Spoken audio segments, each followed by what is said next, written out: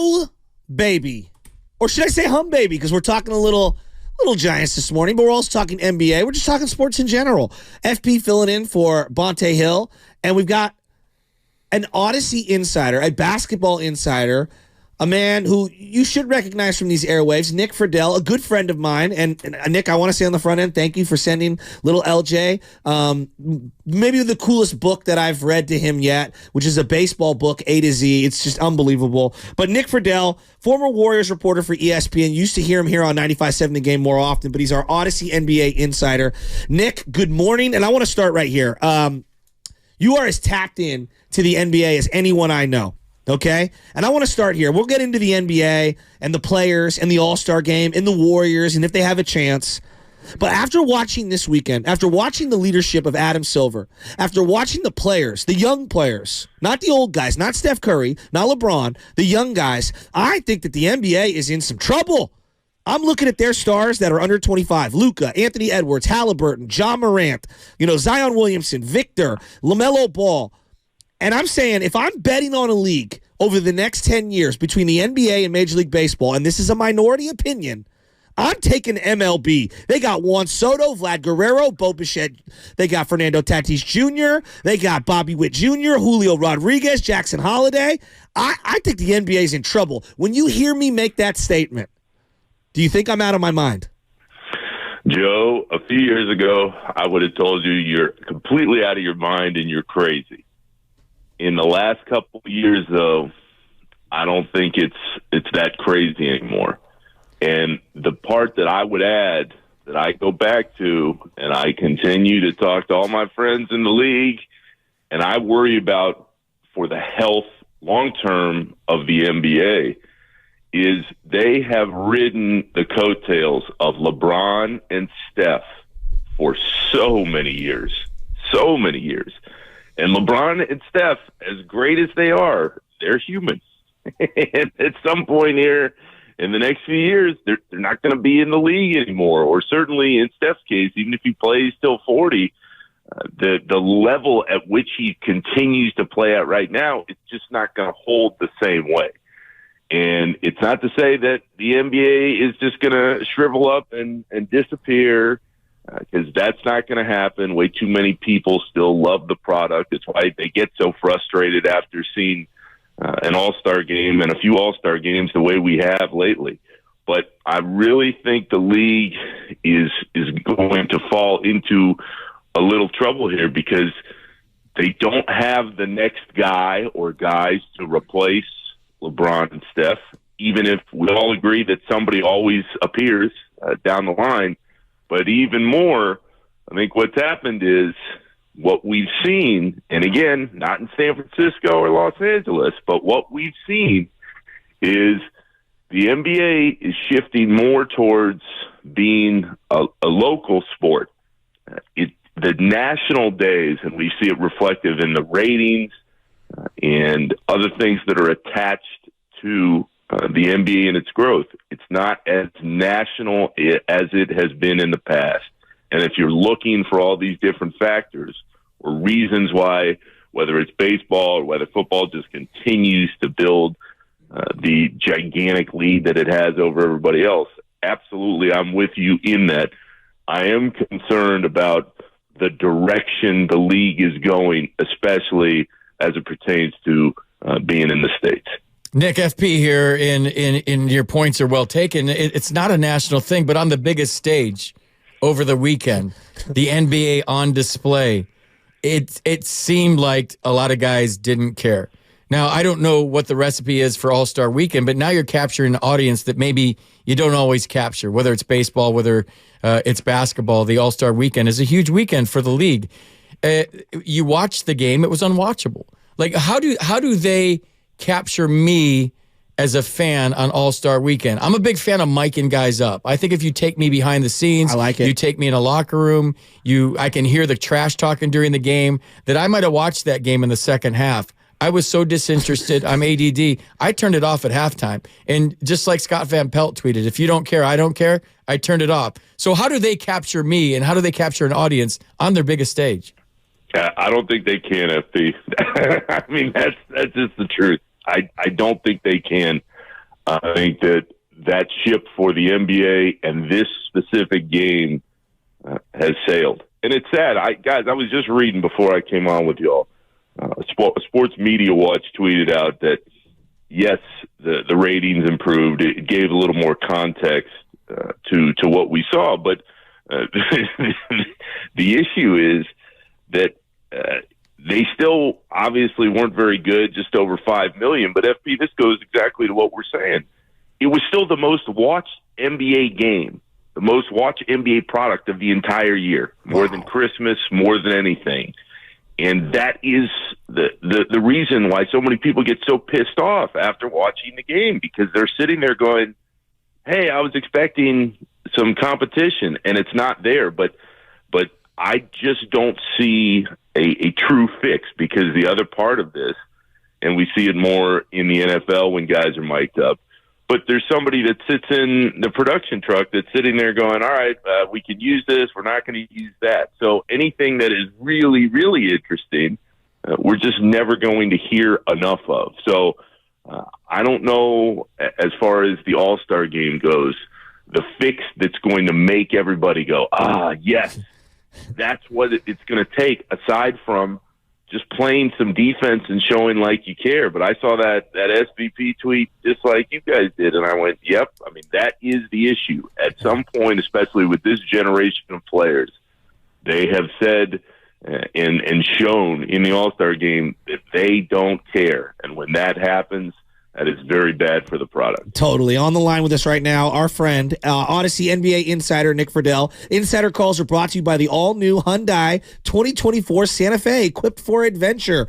That being said, it does feel like the Warriors still generate. Like, when I was thinking about what has gone right for the Warriors and the league in general, I point to that Saturday night game, LeBron versus Steph. I think it was double overtime. It was an unbelievable game. And just big picture here, I feel like the Warriors are very important for the league. You know, Steph Curry is very important for the league. Them being relevant is very important in the league. Whether it's LeBron getting linked to them, Giannis, it doesn't matter. I feel like the league needs the Warriors in the mix here, Nick. Joe, the league needs the Warriors so desperately that I'm surprised that Adam Silver isn't out in the Bay just constantly on a loop pleading them to add some more players, or making sure that Steph's treatment is going right on off days. I mean, the Warriors in so many ways have become the showcase team over the last few years, and this dates back obviously the last 10 years, but even the last couple seasons. They have Steph, and Steph is the second most important NBA figure that there is behind LeBron. But as you guys live on a daily basis, they have the most interesting team running. And the drama that surrounds that team, and a lot of it, at least in recent years, is self-created, but the drama sells, and the drama generates interest. And when you combine that with the greatness that is Steph, well, yeah, I mean, they are hugely, hugely important. But I'd also tell you this. I mean, we're sitting here saying, all right, the Warriors are crucial to the NBA's success and development. Joe, I lived it with you when Steph went down that year, and I was out there.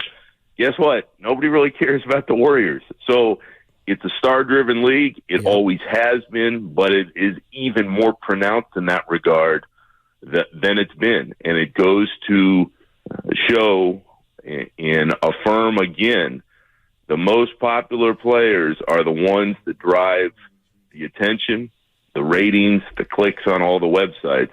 And Steph, on a world stage, is one of the most popular guys that there is. Nick, help me out here. They've won 8 of the last 10. They're 27-26, trending in the right direction. Am I getting carried away if I think maybe in a series against the Thunder, the T-Wolves, that they have a chance based on their experience in the youth of these two teams? They absolutely have a chance, FP.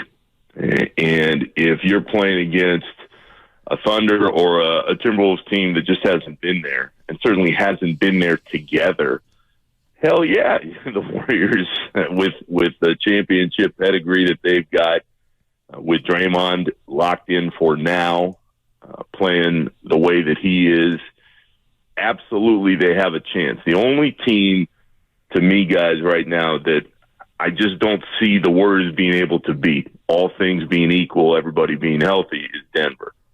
And I think that's because people just don't understand, because clearly they're not watching them every day for the reasons that we've outlined already, how dominant Jokic is. I mean, that dude is incredible. And I say that as somebody who enjoys watching Steph just like everybody else and knows how dominant he can be. But Jokic is just something that the league really hasn't seen before, as far as all the different things he can do as a 7-footer. But yeah, the Warriors, if they keep playing at the level they've been playing and they find the continuity that has eluded them at various points, I don't think it's out of the realm, but I still wouldn't bet on them getting all the way through the West, because we've seen that when they take the steps forward, this team doesn't have that ability to keep moving forward. It seems like something always happens, whether it's losing games, whether it's the Draymond stuff off the floor,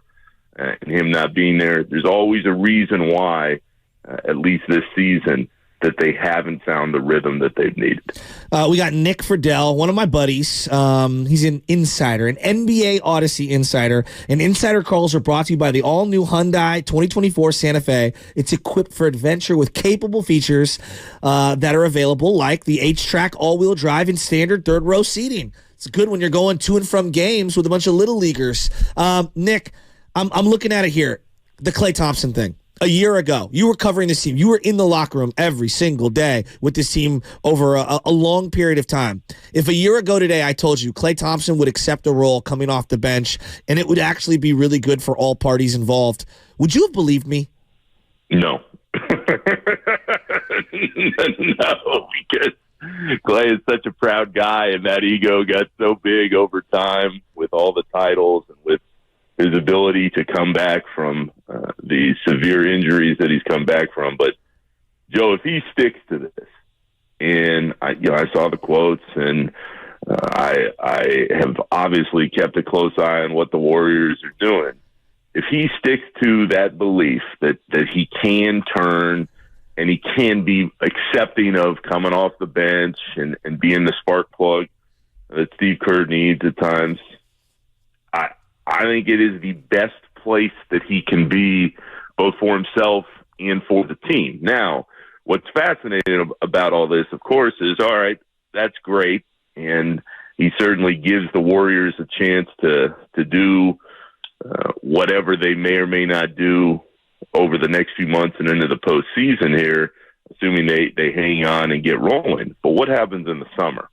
And that's really where it's going to be intriguing. I mean, I saw the interview that Joe Lacob did with Tim Kawakami a few days ago, and what he said, and Joe said the same thing to me. I remember after that Rocket series in like 2019, it was like, Klay's never going to leave.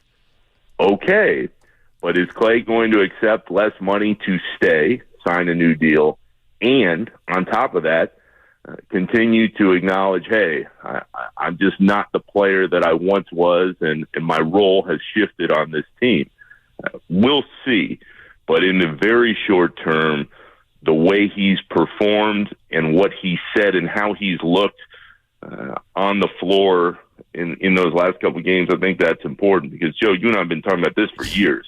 But so many of these guys feed off of what they see from Klay. And when they see Klay kind of moping around and getting all upset when he's not knocking down shots, I do think that feeds off of the rest of the roster. And when he's upbeat and he's being helpful in other ways aside from making or missing, that feeds off for everybody as well. So a big topic nationally right now, and a big topic on our show today, Nick, has been Anthony Rendon's quotes about how baseball's never been a top priority for him. It's a job, and his family and his faith are his top priority. In all of your travels and being in all the locker rooms you've been in, does anybody come to mind where you saw them approach the game like it's a job, and you knew that they were just kind of checking in, checking out like it's a business, and that basketball wasn't one of their top priorities? FP, the guy who comes to mind for me, and I was only around him a short amount of time, and he really didn't play that much, but the guy that immediately jumps is Ben Simmons.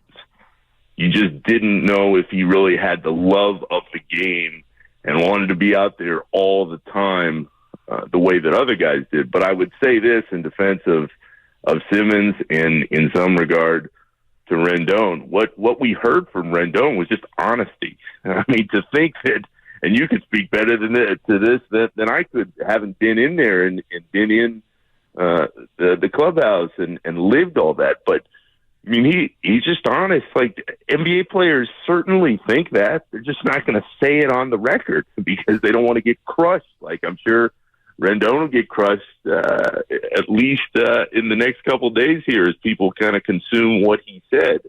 It's just not the same. And I think the reason why is that the money's not the same. No. I mean, in the old days, even 20 years ago or so, it was kind of like, all right, there's got to be a love of the game to get you to this point. And what's happened now is maybe these younger guys, let's take the NBA, maybe they had the love of the game.